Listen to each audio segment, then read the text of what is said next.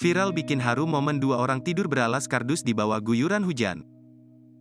Baru-baru ini, publik kembali dihebohkan dengan sebuah video yang memperlihatkan momen dua orang yang tidur di depan minimarket. Mirisnya, mereka tidur hanya beralaskan kardus di tengah hujan yang deras.